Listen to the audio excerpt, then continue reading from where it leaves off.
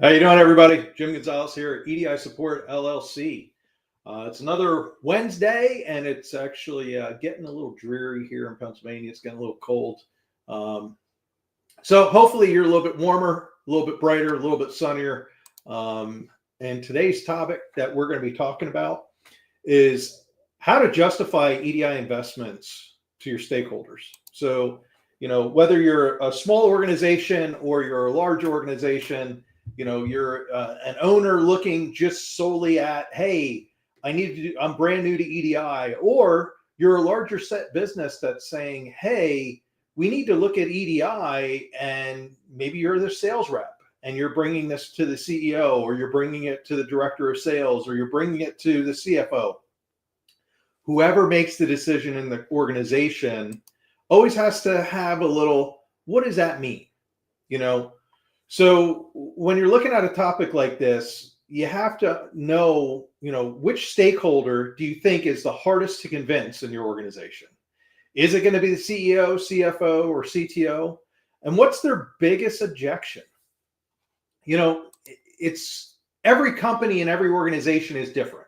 Okay. There's some people that are in an organization that are forward thinking. There are some people that are in an organization that are the here and now. And then there's other people that are thinking and looking, as we like to think of it, looking in the rearview mirror and going, I remember the days. So which type of organization are you? As an owner of a company, we're a forward thinker. I'm trying to use technology to my advantage. I'm trying to automate, integrate, do all of those things. As long as it's inside of the money that we have available, I want to stretch it to its limits. I want to make those integrations. I want to make those things automated and make life easier on the team and easier on the clients and all of those things. But that's my mindset as an owner. So as you're talking with these different stakeholders and you're talking with these different people that are a part of the company, you have to figure out what type of organization are you?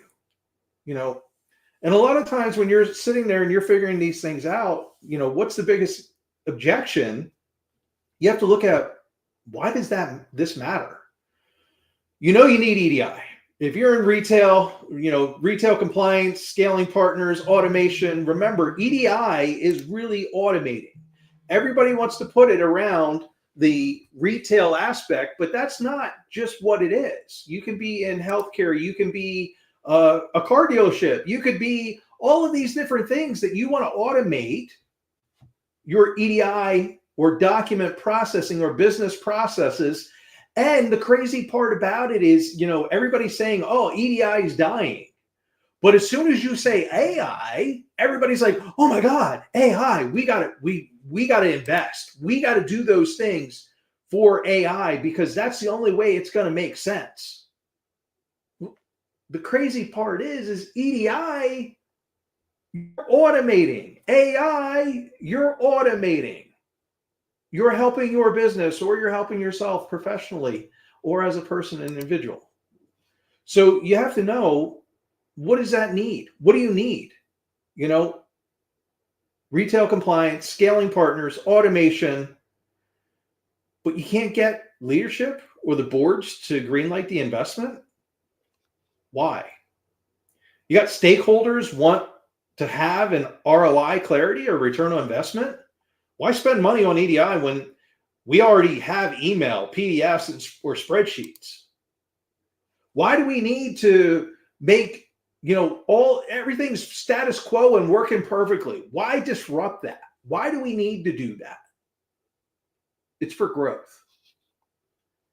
It's for clearing out chargebacks, removing fines. Some of the time stakeholders may not know that there's an EDI mandate from your trading partners. They need to be informed about it. They need to be in the know of what's going on. In most cases, there's a mandate from your trading partners. And in some cases, the tech team decides EDI is the best way to go. Well, how about you have the whole company buy-in? Because if you have the whole company buy-in, it's going to help you. It's going to help you when you're digging in and trying to understand what does that relationship look like from a terms or how they purchase or how it's shipped or how a claims is handled. What insurance companies or providers are we looking at? If you have everybody bought in on EDI and automation, well, guess what? It's going to make your life easier for selling it, because you're selling it to those individuals that are a part of your company. You're giving them an understanding. You need to understand your stakeholders and their concerns. The CEO, it might be strategic growth, competitive positioning, customer experience. That might be what their concerns are. CFO could be cost, return on investment, risk management, compliance. Ultimately, a CFO is about money flow and about understanding, is the money being spent wisely? A COO in operations is efficiency, error reduction, throughput. Hey, if we automate this, can we go from handling 1,000 orders to 10,000 orders? What's that cost look like? Okay, what does it look like currently if we try to go from 1,000 orders to 10,000 without any automation? How many people do we need? How much are we paying them per hour? What does that look like? Let's start figuring out without EDI and automation. Your IT or EDI manager is going to be reliability, integration, long-term scalability. What does it not only look like right now, today? What does it look like in 6 months, a year, 2 years, 5 years, 10-year plan? How automated can we make this? How best can we keep the data up to par? All of these things are going to factor in to your EDI and the different people that you talk to. And these are just some examples. So you always have to frame the message differently depending on who you're talking to. Put it into their perspective. Put it into, where does this make sense for that person? Because as people, most of us only care about our bubble, our sphere, what we worry about and have to deal with. I could care less what you have to deal with. When I'm working, I got to worry about who's going to come after me for the job that and the task that I have at hand. EDI, again, is to automate those tasks. So put it into their sphere and put it into their bubble and give them an understanding as to how it affects their work life and how EDI and automation might make their work life a little bit more balanced. It may be a little rough at first, but in the future, that light at the end of the tunnel is going to be a lot better and it's going to be a lot easier. So you have to gear it for those individuals. You have to highlight the pain points of the status quo. All right, we got manual entry, which means we could have higher error rates.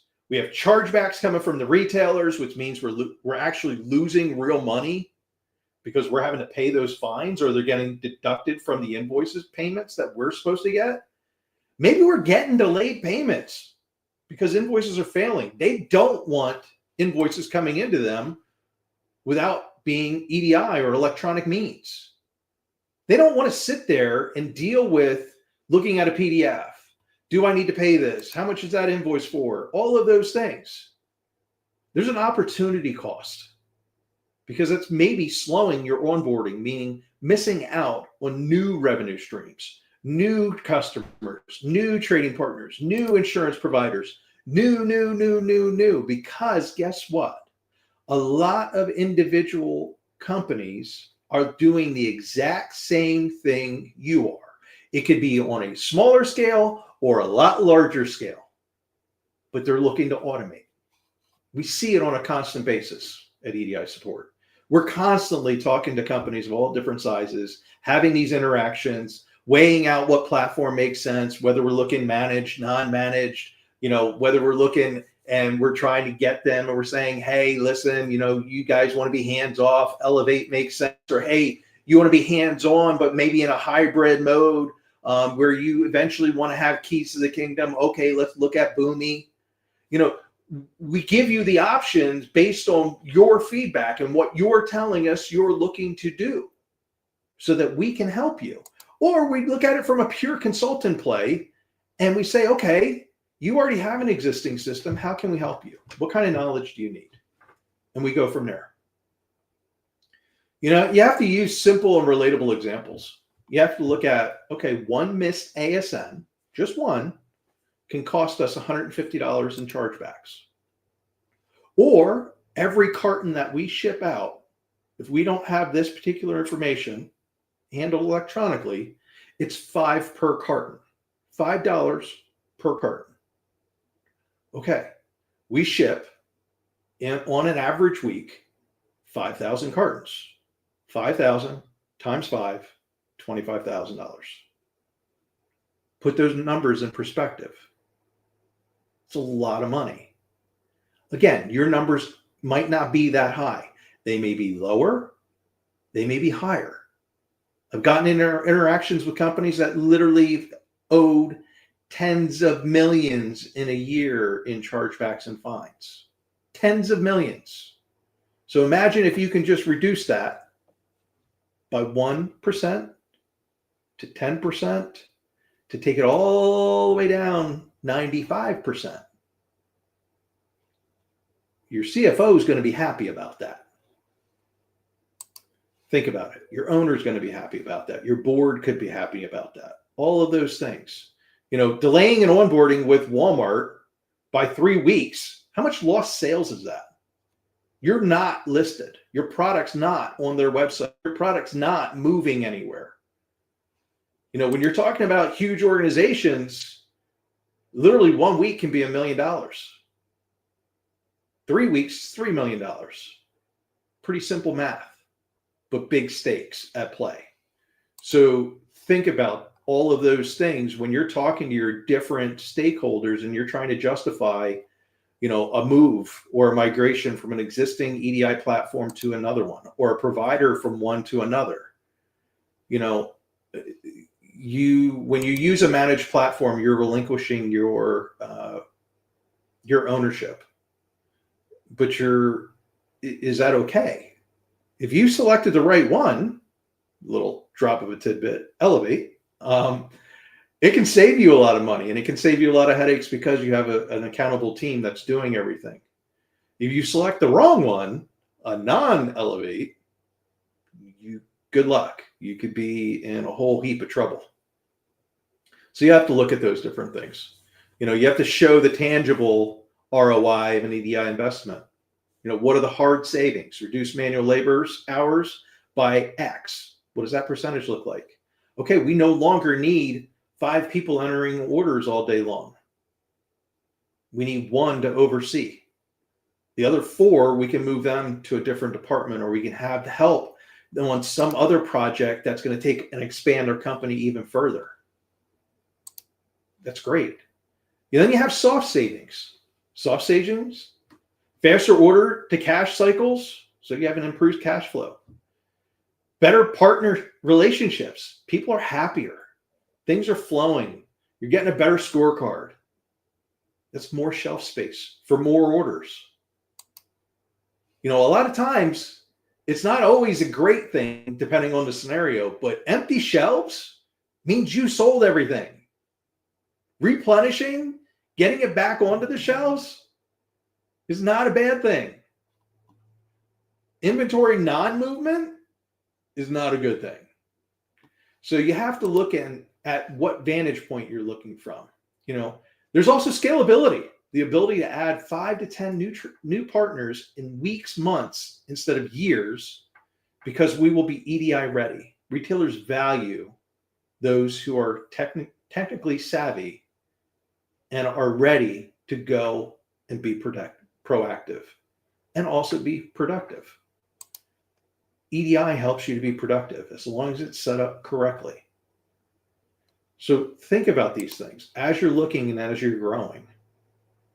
You know, there's examples of ROI that you need to frame it with. Is you need to look at, with EDI, what cost us $80,000 annually in errors, delays, and extra labor drops to $10,000. That's a 7x return on investment in 1 year, or return, you know, ROI. That's crazy. Where else can you do that? Again, a lot of people talk about, you know, oh, AI is going to do all of these things. The EDI that's been around since the 70s is not the cool kid the sexy thing to talk about, any of that kind of stuff. It's absolutely crazy to me. A lot of people don't talk about, integration and automation, but if you drop the terminology of AI, the world goes bonkers. So EDI support can really help you show savings to your stakeholders. If you reach out to us, we can answer those questions. We can try to help you, figure out what would we do in your situation, and that's really what it always comes down to. You can address the common objections. EDI is too expensive. Okay, compare 1,000 a month SaaS or Elevate fee versus chargebacks, fines, and lost revenue. All of a sudden, that $1,000 a month seems pretty minuscule. Think about that. We don't have IT resources. Okay, managed hosted solutions require minimal IT lift as long as you choose the right solution. Elevate. We're here to help. We only have a few partners. What do we need to worry about? There's only a few. All right. So stay stagnant. Growth always adds partners. Start lean, scale smart. Think about that. There's a lot of different ways of doing these things and handling the improvements with EDI. If you're okay with just staying and dealing with the same customers and the same volume of orders or the same volume of claims or the same whatever it may be, okay, cool. You're going to get passed by. Companies are going to beat you out. It's just the way it works. Forward thinking and doing things with less people and being more productive and helping people really causes a lot better of an impact. Provide a justification framework. You have to look at a lot of these different things that can be repeatable in your company. Define the business problem. First off, what's the errors, what's the delays, what's the costs, all of those things. Then we have to quantify the impact. Okay, how's it going to reduce our chargebacks, our labor, and lost sales?